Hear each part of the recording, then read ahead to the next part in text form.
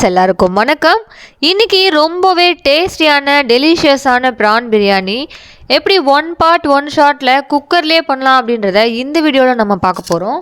இந்த ப்ரான் பிரியாணி பண்ணுறதுக்காக 1 கப் பாஸ்மதி ரைஸை நல்லா வாஷ் பண்ணிவிட்டு 15 to 20 மினிட்ஸ் சோக் பண்ணி வச்சுருக்கேன். இங்கே பார்த்தீங்கன்னா ஒரு 1/2 kg ப்ரானை நல்லா டீவைன் பண்ணிவிட்டு க்ளீன் பண்ணிவிட்டு இங்கே ரெடியாக எடுத்து வச்சுருக்கேன். இந்த ப்ரான் பிரியாணி நம்ம குக்கரில் பண்ண போகிறோன்றதுனால தாளிக்கிறதுக்காக ஒரு குக்கர் வச்சுருக்கேன். இப்போ இந்த ப்ரான் பிரியாணி செய்கிறதுக்கு தேவையான அளவுக்கு எண்ணெய் இங்கே ஆட் பண்ணிக்கிறேன். ஸோ கொஞ்ச நேரம் எண்ணெய் காயிற வரைக்கும் வெயிட் பண்ணிவிட்டு எண்ணெய் காஞ்சதும் ஹோல் கரம் மசாலா, பிரியாணி இலை, பட்டை, சோம்பு, ஏலக்காய், கிராம்பு இது எல்லாமே எடுத்து வச்சுருக்கேன். இது எல்லாத்தையுமே இதில் ஆட் பண்ணிக்கிறேன். நம்ம ஆட் பண்ண இந்த ஹோல் கரம் மசாலா நல்லா வறுபட்டு அந்த ஃப்ளேவர் நமக்கு வரும் பொழுது நம்ம கட் பண்ணி வச்சுருந்த ஆனியனை இதில் ஆட் பண்ணிக்கலாம். இந்த 1 கப் ரைஸ்க்கு நான் 2 பெரிய வெங்காயம் எடுத்திருந்தேன். இந்த 2 பெரிய வெங்காயத்தை நல்லா நீல வாக்கில் கட் பண்ணிவிட்டு இப்போ எண்ணெயில் வதக்கிட்டு இருக்கேன். இப்போ வெங்காயம் ஓரளவுக்கு கண்ணாடி பதம் வந்ததுமே நான் இதில் 2 பச்சை மிளகா ஆட் பண்ணியிருக்கேன். பிரியாணி பொறுத்த வரைக்கும் வெங்காயம் நல்லா வதங்க அதோட டேஸ்ட் இன்னமும் ரொம்ப நல்லாயிருக்கும். ஸோ இங்கே நான் நல்லா கோல்டன் ப்ரௌன் வர வரைக்கும் இந்த வெங்காயத்தை வதக்கிக்கிறேன். வெங்காயம் நல்லா வதங்கினதுமே நான் இதில் 2 டீஸ்பூன் இஞ்சி பூண்டு விழுது ஆட் பண்ணியிருக்கேன். இப்போ இந்த இஞ்சி பூண்டு நல்லா பச்சை வாசனை போகிற வரைக்கும் நல்லா வதக்கணும்.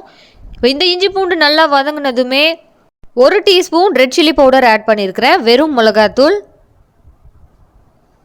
இப்போ இதை நல்லா மிக்ஸ் பண்ணி விட்டுட்டு கை நிறைய கொத்தமல்லி, ஒரு கை நிறைய புதினா இது 2த்தையுமே ஆட் பண்ணியிருக்கேன்.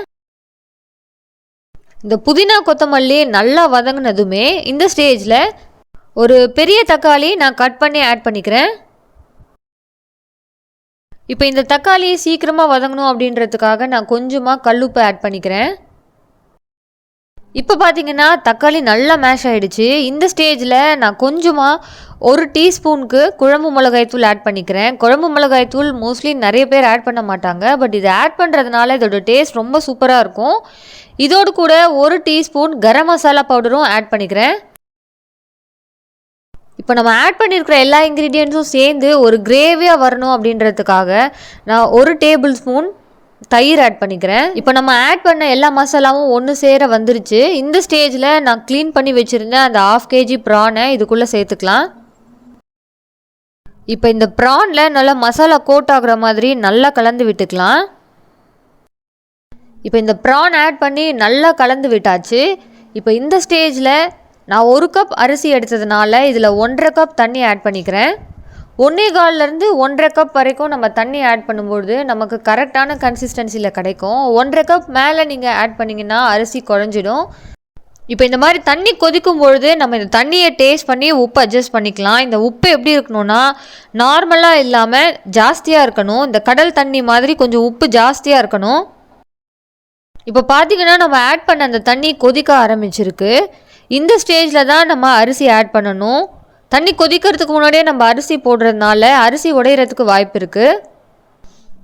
இப்போ நம்ம எடுத்து வச்சுருந்த அந்த அரிசியெல்லாம் இதுக்குள்ளே சேர்த்தாச்சு இந்த கொதிக்கிற தண்ணியில். இப்போ குக்கரை அப்படியே க்ளோஸ் பண்ணிவிட்டு வெயிட் வச்சிடலாம்.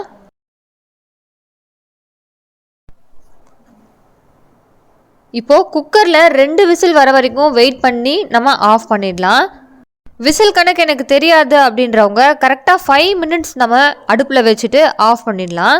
இந்த 5 மினிட்ஸ் கழித்து நம்ம அப்படியே தம்மில் விட்டுட்டு அதுக்கப்புறம் ஓப்பன் பண்ணும்பொழுது நமக்கு சூப்பரான ப்ரான் பிரியாணி ரெடி ஆகிருக்கும். இப்போ பார்த்திங்கன்னா 2 விசில் நமக்கு வந்துருச்சு. கொஞ்ச நேரம் அப்படியே தம்லேயே வச்சுட்டு இப்போ நான் அதை ஓப்பன் பண்ணி பார்க்குறேன்.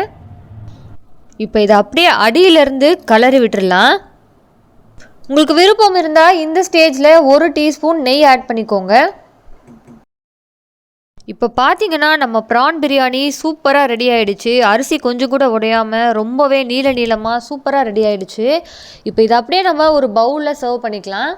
ரொம்பவே கம்மியான நேரத்தில் சூப்பராக டெலிஷியஸாக ரொம்பவே ஸ்பைசியாக டேஸ்டியாக ஒரு ப்ரான் பிரியாணி நீங்களும் உங்கள் வீட்டில் செய்யலாம். கண்டிப்பாக இந்த ரெசிப்பியை நீங்கள் உங்கள் வீட்டில் செஞ்சு பாருங்கள் ஃப்ரெண்ட்ஸ். ஒரு சூப்பரான அவுட்புட் உங்களுக்குமே கிடைக்கும். ஸோ இந்த வீடியோ உங்களுக்கு பிடிச்சிருந்துச்சுன்னா மறக்காமல் லைக், ஷேர் அண்ட் சப்ஸ்கிரைப் பண்ணி ஸ்பைஸ் பை ஸ்வாதி சேனலை சப்போர்ட் பண்ணுங்கள். பாய்.